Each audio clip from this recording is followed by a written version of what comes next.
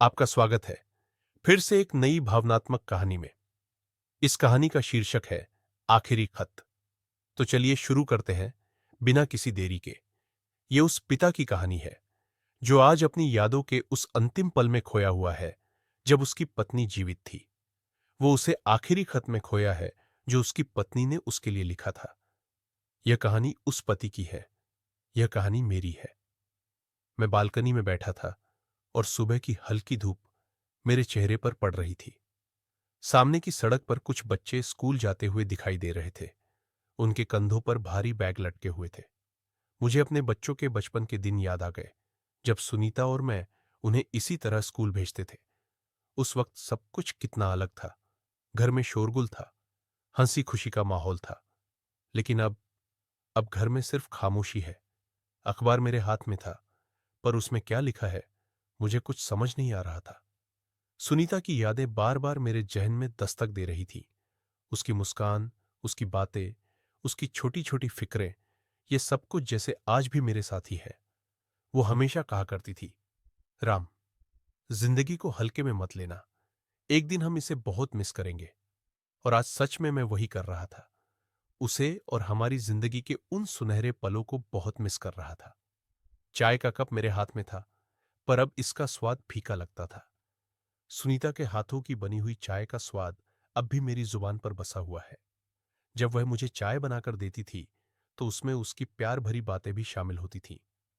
आज चाय बस एक आदत भर रह गई है, उसका प्यार नहीं। हल्की हवा मेरे चेहरे को छू रही थी, जैसे सुनीता का स्पर्श हो। ये वही सुबह है, वही जगह है, पर उसके बिना सब कुछ खाली खाली सा लगता है। अचानक मेरी नजर कमरे की अलमारी के कोने में रखे उस पुराने लकड़ी के डिब्बे पर पड़ी जो कई सालों से धूल में दबा पड़ा था। उस डिब्बे को देखकर दिल में कुछ हलचल सी हुई। यह वही डिब्बा था जिसमें मैंने सुनीता के खत, हमारी पुरानी तस्वीरें और छोटी छोटी यादें सहेज कर रखी थी। शादी के बाद से हम दोनों ने अपनी जिंदगी के हर खास पल को किसी न किसी रूप में संभाल कर रखा था। कभी एक फूल, कभी एक रूमाल, कभी एक छोटा सा कार्ड। मैंने धीरे धीरे उस डिब्बे को निकाला और उसे खोलते ही एक धुंधली सी महक कमरे में फैल गई। सुनीता की महक। जैसे ही डिब्बे का ढक्कन हटा, उसमें रखे कागज, तस्वीरें और खत मेरी आंखों के सामने बिखर गए। उन यादों को देखना मेरे लिए किसी यात्रा से कम नहीं था।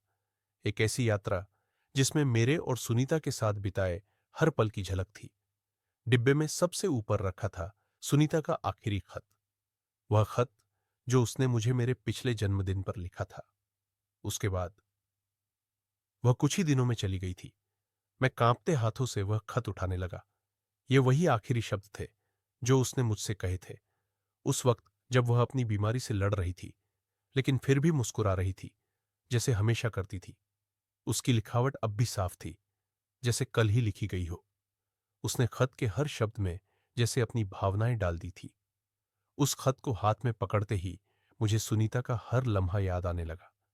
मैंने अपने आंसुओं को रोकने की कोशिश की, लेकिन आंखों में एक नमी सी भर गई थी। मैंने धीरे धीरे खत खोला। जैसे ही उस कागज को हाथों में लिया, एक बार फिर से सुनीता की वही महक मेरे पास लौट आई। मेरे दिल की धड़कन तेज हो गई और एक हल्का कंपकंपाहट महसूस होने लगी। ऐसा लग रहा था जैसे वह मेरे सामने खड़ी है, मुझे देख रही है। मैंने खत पढ़ना शुरू किया और जैसे जैसे शब्द मेरे सामने आते गए, सुनीता की आवाज मेरे कानों में गूंजने लगी। राम, तुम हमेशा मेरे सबसे अच्छे दोस्त रहोगे। शायद मैं तुम्हारे साथ ज्यादा दिन न रहूं, लेकिन जो खुशियां तुमने मुझे दी है, वे मेरी जिंदगी का सबसे बड़ा तोहफा है। जब भी तुम्हें मेरी याद आए, इस खत को पढ़ लेना, जैसे मैं तुम्हारे पास ही हूं। हर शब्द में सुनीता की आत्मीयता थी, उसका प्यार था और वो विश्वास था जिसे हम दोनों ने हमेशा साझा किया था। मैं जानता था कि वह बीमार है, लेकिन उसने कभी हार नहीं मानी। उसने हमेशा कहा, जिंदगी को ऐसे जीना चाहिए जैसे आज ही आखिरी दिन हो। और अब वो सच में चली गई थी, लेकिन उसकी ये बातें जैसे आज भी मुझे जिंदा कर रही थीं। खत के आखिरी शब्दों ने मेरे दिल को चीर कर रख दिया। राम, अगर मैं नहीं रहूं तो भी तुम हिम्मत मत हारना। मुझे तुम्हारी मुस्कान देखना पसंद है। तुम मेरे लिए हमेशा वो शख्स रहोगे जिसने मुझे जिंदगी में सबसे ज्यादा खुशी दी। मैं खत को पढ़ते पढ़ते रुक गया। मेरे आंसू अब काबू से बाहर हो चुके थे। उसने जाने से पहले भी मुझे हिम्मत दी थी और मैं आज भी उसी हिम्मत से जी रहा था। जब मेरे दो बेटे और एक बेटी बड़े हुए तो उनके सपने और महत्वाकांक्षाएं भी बदलने लगीं। बड़े शहरों में अच्छी नौकरी पाने की चाह में उन्होंने गांव छोड़ दिया। हर बार जब वे घर आते, उनका व्यवहार पहले जैसा नहीं रहता था। उनकी बातें, उनकी प्राथमिकताएं, सब कुछ बदल गया था। सुनीता और मैंने कभी सोचा नहीं था कि एक दिन हमारे बच्चों का ऐसा परिवर्तन होगा। एक दिन मेरा बड़ा बेटा विशाल फोन पर बात कर रहा था। वह उत्साहित था कि उसे एक बड़े शहर में नौकरी मिल गई है। पापा, मैं आपको जल्द ही एक नया घर दिखाने वाला हूं, जहां हम सब साथ रहेंगे, उसने कहा। लेकिन उसके शब्दों में वो गर्मी नहीं थी जो पहले हुआ करती थी। मैंने उसे प्यार से बताया, बेटा, घर तो यही है। तुम्हारी मां और मैं तुम दोनों के लिए हमेशा इंतजार करते रहेंगे। उसने मुस्कुराकर कहा, हाँ पापा, मैं जल्दी आऊंगा। लेकिन उस दिन के बाद वो कम ही आया। हमारी बातें अब सिर्फ औपचारिकता बन गई थीं। बेटी सिया भी अपने करियर की वजह से बहुत व्यस्त रहने लगी। उसने अपनी पढ़ाई के लिए विदेश जाने का निर्णय लिया और जब वह वापस आई तो वह भी हमसे दूर होती गई। सुनीता अक्सर चिंता जताती थी, राम, क्या हमने कुछ गलत किया? क्या हम उन्हें ज्यादा प्यार नहीं दे पाए? मैं हमेशा उसे सांत्वना देता था, हमने जो किया वो सब उनके अच्छे भविष्य के लिए किया। वे एक दिन समझेंगे। लेकिन इस सोच के बावजूद दिल की गहराइयों में एक अजीब सा दर्द था जिसे मैं छिपा नहीं सका। वक्त बीतता गया और हम दोनों अकेले रह गए। घर में हमेशा चहल पहल करने वाले बच्चे अब अपने अपने जीवन में खो चुके थे। मैंने सुनीता से कहा, हमारे बच्चे हमें छोड़ रहे हैं, लेकिन हमारे दिल में उनकी यादें हमेशा बनी रहेंगी। तस्वीरों के बीच खोए हुए मुझे अपने बच्चों की भी यादें सताने लगी।